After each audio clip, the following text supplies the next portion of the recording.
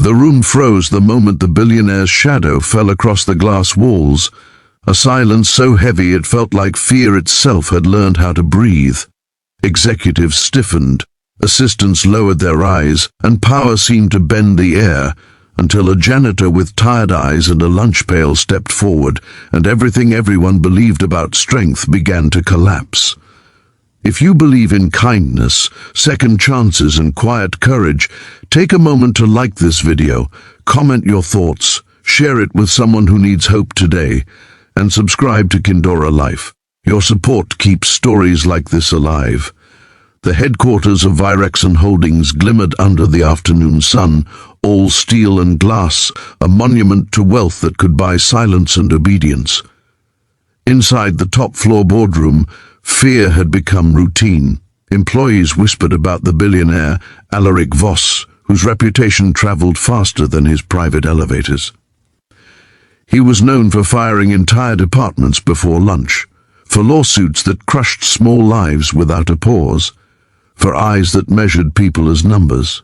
Meetings under his presence felt like public trials, and this day was no different. A young project manager stood at the front, hands shaking as charts flickered behind him. Mistakes had been found, millions were at risk, and everyone waited for the inevitable storm. At the edge of the room, unseen and unimportant in their minds, stood Rowan Hale, the janitor assigned to the executive floors. He had arrived early, as he always did, because the daytime shift allowed him to pick up his daughter from school before sunset. His uniform was faded, his shoes scuffed, and his back carried the quiet weight of years spent cleaning other people's messes. Since his wife had passed away, life had narrowed to simple goals: keep the lights on, pack lunches, show up.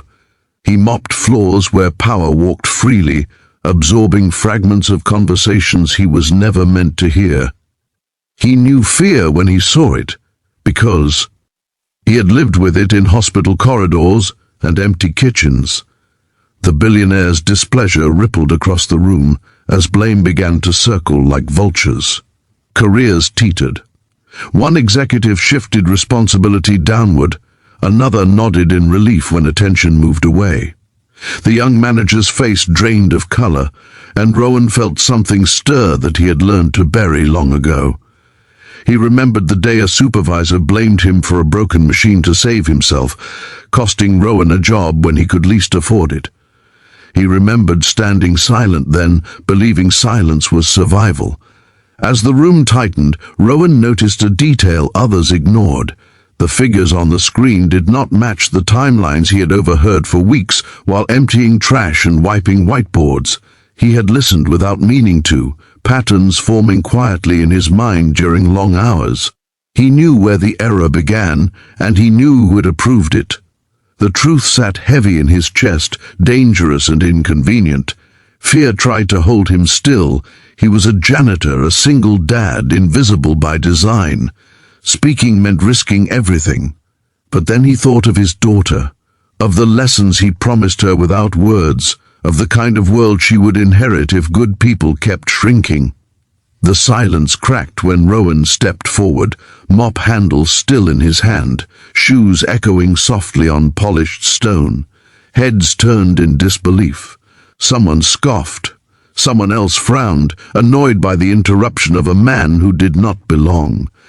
Rowan stood straighter than he had in years, not because he felt powerful, but because he felt necessary. He laid out what he knew in steady breaths, careful and respectful, pointing to approvals, dates, and overlooked changes. He did not accuse with anger.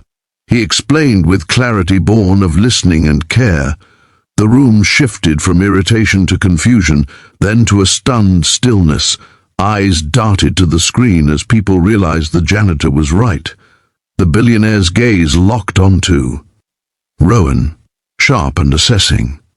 This was the moment everyone feared, the moment when pride would crush courage. But something unexpected happened. The truth had weight, and it landed. The mistake traced back not to the trembling manager, but to a senior executive whose influence had shielded him until now. The air changed. Fear loosened its grip. The room breathed again. What followed was not an explosion, but a reckoning.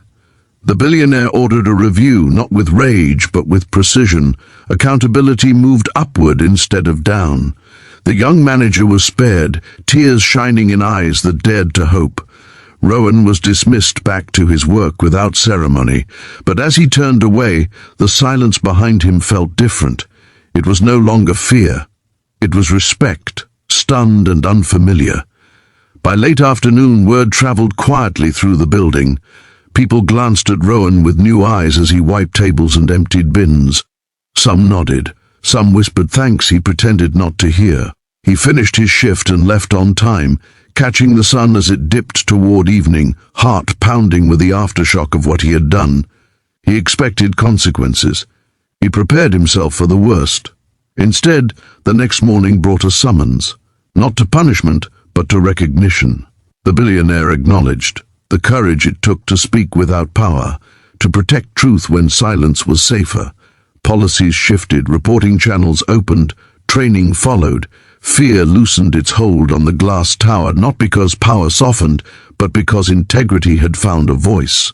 Rowan returned to his routines, still a janitor by choice, because stability mattered more than titles. But life had tilted. His hours adjusted to better support his daughter. His wages improved. More importantly, people listened when he spoke.